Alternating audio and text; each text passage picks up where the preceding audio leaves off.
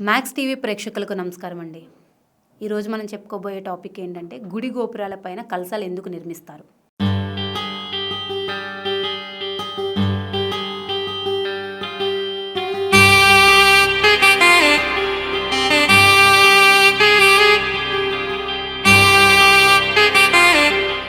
అయితే ఈ టాపిక్ ముందు ఒక చిన్న మాట మాట్లాడతాను నేను. చాలామంది ఏమంటారంటే సైన్స్ అంటే భగవంతుడే కదా అని అంటారు, అండ్ సైన్స్తోని భగవంతుడి లింకప్ అయి ఉంది అని అంటారు. కానీ మన ఋషులు వీళ్ళంతా కూడా ఒకప్పుడు భగవంతుడి నుంచి సైన్స్ని పుట్టించారు. అంటే దీనికి ఒక చిన్న ఎగ్జాంపుల్ ఏంటంటే, ఒక కూతురు అమ్మని పోలి ఉంది అంటే చాలా బాగుంటుంది, కానీ అమ్మ కూతుర్ని పోలి ఉంది అంటే చాలా చండాలంగా ఉంటుంది. అందువల్ల దేవుడి నుంచి సైన్స్ వచ్చిందండి. సైన్స్ ద్వారా దేవుణ్ణి అయితే కనిపెట్టలేదు, దేవుడి నుంచి సైన్స్ వచ్చింది. ప్రతి ఒక్కటి కూడా దేవుడి నుంచి వచ్చిన ఆచారాల నుంచి సైన్స్ అనేది బయటపడిందనమాట. అంటే ఇప్పుడులో ఉన్న మనుషులకి ఏంటంటే సైంటిఫిక్గా అనే రీజన్ చెప్తే తప్ప కానీ భగవంతుని నమ్మలే అంత దుస్థితిలో ఉన్నాం అన్నమాట.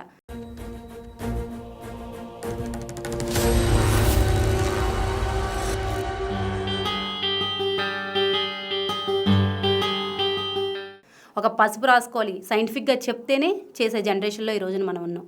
అలాంటి దాని గురించి మనం మాట్లాడుకుంటూ గుడి గోపురాల పైన కలశాలు నిర్మిస్తారు. ఈ కలశాలు చాలా సైంటిఫిక్గా ఉన్నాయన్నమాట. అంటే సైన్స్కి సంబంధించి కలశాలు నిర్మించారు అప్పుల్లో. అంటే పురాతన గుళ్ళో అన్నిటికీ కూడా పైన చూస్తే ఇలా వరుసన కలశాలు పెట్టుంటారు.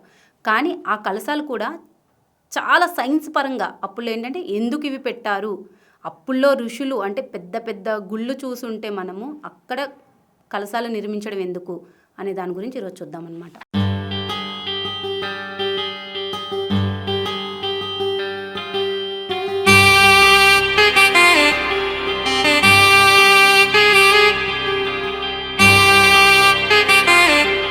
వాటి వెనుక ఎంత పెద్ద సైన్స్ ఉందంటే, వాటిలో 5 లోహాలతో తయారు చేస్తారు. అవి బంగారం, రాగి, వెండి, జింక్, ఇనుము. ఈ 5 లోహాలతో కలిపి ఈ కలశాలు తయారు చేస్తారనమాట. ఈ కలశాల్లో కూడా కలశాల లోపల నవధాన్యాలను స్టోర్ చేసి ఉంచేవాళ్ళంట. ఎందుకు అంటే అప్పుడు వరదల ప్రాంతం ఏదైనా వచ్చినప్పుడు ఈ ఊరంతా కొట్టుకుపోయినా సరే పంటలు పండించుకోవడానికి ఎక్కడ ఆ పంటలకు వేయడానికి విత్తనాలు లేనప్పుడు ఆ కలశాల్లో నుంచి విత్తనాలను తీసి పంటలు పండించడానికి ఉపయోగించేవాళ్ళంట.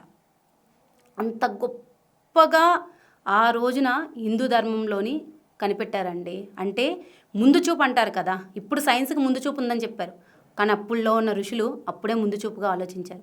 రేపప్పుడు అంత వరదలు వచ్చి మొత్తం ఇదైపోయినప్పుడు ఎలా బ్రతుకుతాము అనే దానికోసం పైన అంటే గుడి పైన ఉన్న వాటిల్లో స్టోర్ చేయడం అనమాట. అంత అద్భుతంగా స్టోర్ చేస్తారు. ఇంకొకటి ఏంటంటే ఈ 5లో ఎప్పుడైతే ఏ వస్తువును స్టోర్ చేస్తామో అవి పాడవ్వంట. అంటే బూజు పట్టడం కానీ పురుగు పట్టడం కానీ జరగదంట. అందువల్ల అక్కడ స్టోర్ చేసి పెట్టారు. ఈ కలశాలకి ఎలక్ట్రానిక్ అయస్కాంత్ ప్రాపర్టీస్ అంటే ఆకర్షణ శక్తి, గురు ఆకర్షణ శక్తి అని అంటారు కదా, ఈ గురు ఆకర్షణ శక్తి అనేది ఈ కలశాలకి ఎక్కువగా ఉండేదంట. ఈ పైన ఉన్న కలశాల్లోని చంద్రుడి కిరణాలు కానీ, రాత్రి టైంలో వచ్చే చంద్రుడి కిరణాలు కానీ, పగలపూట వచ్చే ఈ సన్ రైజెస్ ఆర్ సన్సెట్స్, ఈ 2 కిరణాలని కూడా ఈ కలశాలు ఆకర్షించి ఆ కలశాలు స్టోర్ చేసుకొని పెట్టుకునేవి. అంటే సన్ రైజ్లో వచ్చే కిరణాలు, సన్సెట్లో వచ్చే కిరణాలు మనకి చాలామంది చెప్తూ ఉంటారు సైంటిఫిక్గా. సన్ రైజ్ కిరణాలు, సన్సెట్ కిరణాలు మనిషికి చాలా ఇంపార్టెంట్ అని అంటారు. అంటే డి విటమిన్ రావడానికి కూడా కారణం ఏంటంటే ఈ సన్ రైజ్లో ఉన్న కిరణాలు అనమాట. అలాంటిది ఈ 2 కిరణాలు కూడా ఈ కలశాలు స్వయంగా తీసుకొని వాటిల్లో స్టోర్ చేసుకొని పెట్టుకునేవన్నమాట. భూమికి ఉన్న గ్రావిటీ వల్ల అంటే గురుత్వాకర్షణ శక్తి వల్ల మనం గుళ్ళోపలికి ఎంటర్ అయినప్పుడు, ఎవరైతే మనం చాలా ఎప్పుడు వెళ్తామండి గుడికి, నా మైండ్ సెట్ బాగాలేదు ఒకసారి గుడికి వెళ్ళి రావాలి అని అంటారు. అలాంటప్పుడు మనకి గుడి లోపలికి వెళ్ళేసరికి ఒక మంచి పాజిటివ్ ఎనర్జీ అనేది వస్తుంది అనమాట. ఆ ఎనర్జీ రానందుకు కూడా కారణము ఈ కలశాల వల్లే. అయితే మనం ఒక్కసారి లోపలికి అంటే మన మైండ్ సెట్ ఎంత అప్సెట్లో ఉన్నా సరే ఒక్కసారి గుడి లోపలికి ఎంటర్ అయ్యేసరికి, గుడి లోపలికి వెళ్ళేసరికి ఈ కలశాల ద్వారా కిరణాలు ఏవైతే ఉన్నాయో అవి గ్రావిటీ శక్తి అంటే గురు ఆకర్షణ శక్తి ద్వారా తీసుకోవడం వల్ల వెంటనే మన బాడీలోకి పాస్ అయ్యి మన మైండ్ సెట్ అంతా కూడా ఒక పీస్ ఆఫ్ మైండ్ సెట్లా చేసేద్ది అనమాట.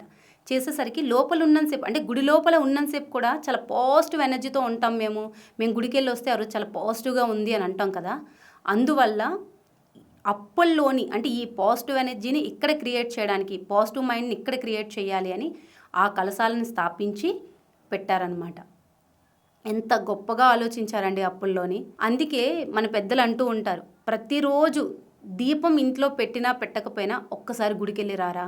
ఇంకోటి బర్త్డేస్ వచ్చినా, మన హిందువులో ఒక మంచి సనాతన ధర్మంలో ఉన్నది ఏంటంటే బర్త్డే వచ్చిందంటే గుడికి వెళ్ళిరా ఒకసారి అంటారు. ఒక మంచి శుభకార్యం అంటే గుళ్ళోపల నుంచి చెయ్యాలి, ఒక పెళ్లి కార్డుని తీసుకెళ్ళాలంటే గుళ్ళోపల భగవంతుడి ముందు పెట్టి తీసుకొని రావాలి అనే దానికి కూడా ఎగ్జాంపుల్ ఇదే. అక్కడికి వెళ్ళొచ్చిన తర్వాత ఏ వస్తువుకైనా సరే ఆకర్షణ శక్తి అనేది ఎక్కువ అవుతుంది అనమాట, ఒక పాజిటివ్ ఎనర్జీ వస్తూ ఉంటుంది.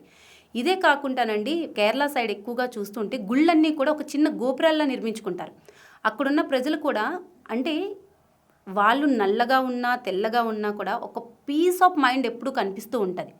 వాళ్ళు భగవంతుని ఎక్కువ స్మరిస్తూ ఉంటారు. ఇంకొకటి ఏంటంటే ప్రతి ఇంటిపైన కూడా ఒక చిన్న గుడిలాగా ఏర్పరచుకుంటారనమాట.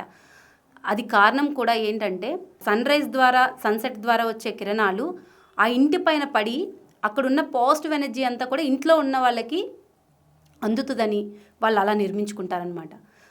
అయితే ఇంకొకటి మనకి చాలామంది పెద్దవాళ్ళు కానీ ఇంటికి వచ్చే పూజారులు కానీ చాలామంది చెప్తూ ఉంటారు ఏంటంటే సూర్యకిరణాలు కానీ చంద్రకిరణాలు కానీ ఇంట్లో పడుతూ ఉంటే చాలా మంచిది, అంటే ఆ వెలుతురు ఇంట్లో పడుతూ ఉంటే చాలా మంచిది.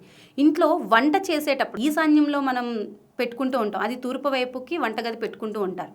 పెట్టుకుంటూ ఉన్నప్పుడు అక్కడ కంపల్సరీ ఒక విండో అనేది ఏర్పాటు చేస్తారనమాట. ఆ విండో కూడా ఎందుకు ఏర్పాటు చేస్తారు అంటే సూర్యకిరణాలు తెల్లవారే వంటగదిలోకి వస్తాయి. ఫస్ట్ ఆ వంటగదిలోకి వచ్చినప్పుడు ఆ ఉమెన్ ఎవరైతే ఉన్నారో వంట చేసినప్పుడు ఆ సన్ రైజ్ ద్వారా వచ్చే కిరణాలు తన పైన పడి డి విటమిన్ లోపం లేకుండా ఉంటుంది అని అప్పుల్లోనే కనిపెట్టారు.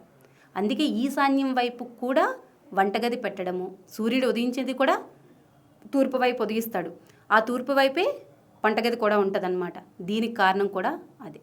అంటే ఎంత గొప్పగా ఆ రోజునే వాస్తు ఇవన్నీ కూడా వాస్తు ప్రకారం కట్టడము, అది సైంటిఫిక్గా అంటే సైన్స్ ప్రకారం. ఈ డి విటమిన్ ఇంపార్టెంట్, ఈ విటమిన్ వల్ల వీళ్ళు బాగుంటారు. డి విటమిన్ లోపం కూడా ఎక్కువ ఆడవాళ్ళలోనే ఉంటుందని అంటారు. ఎందుకంటే మగవాళ్ళు ఆటోమేటిక్గా బయట తిరుగుతూ ఉంటారు, వాళ్ళకి డి విటమిన్ పడుతూ ఉంటుంది. కానీ ఆడవాళ్ళు ఏంటంటే ఇంట్లోనే ఉంటూ ఉంటాం మనకి, కానీ ఈ డి విటమిన్ ఏంటంటే మనకి సమృద్ధిగా ఉండదు. ఎక్కువ డి విటమిన్ లోపం కూడా ఆడవాళ్ళలోనే ఎక్కువ కనిపిస్తుంది. అందుకని ఈ డి విటమిన్ కుకింగ్ చేసేటప్పుడు డైరెక్ట్ మనకు కుకింగ్ చేసేటప్పుడు ఈ విండోస్ తెరుచుకొని ఉంటారు వీళ్ళు, సూర్యకిరణాలు తూర్పు నుంచి వస్తూ ఉంటాయి, అప్పుడు వీళ్ళ మీద పడతాయి అని చెప్పి ఆ రోజు ఎంత సైంటిఫిక్గా కట్టారనమాట. దీన్ని బట్టి చూస్తే భగవంతుడి ద్వారా సైన్స్ వచ్చిందా అండి? సైన్సే భగవంతుడు అంటారు, అది ఎంతవరకు కరెక్ట్ అని నాకు అనిపించిందనమాట. మీకు అనిపిస్తే కామెంట్ సెక్షన్లో రాయండి. అయితే మన హిందూ ధర్మం చాలా గొప్పదని అందరికీ తెలుసు. మనం సనాతన ధర్మం కాపాడదాం అని అనుకుంటున్నాం. మన సనాతన ధర్మం కోసం ఒక మంచి విషయం తెలిసినప్పుడు మనం చూద్దాం, ఒకరికి షేర్ చేద్దాం. దాని ద్వారా ఓకే మనకి సైన్స్కి మన హిందూ ధర్మానికి ఎంత సంబంధం ఉందో ప్రతి ఒక్కరూ తెలుసుకుంటారు.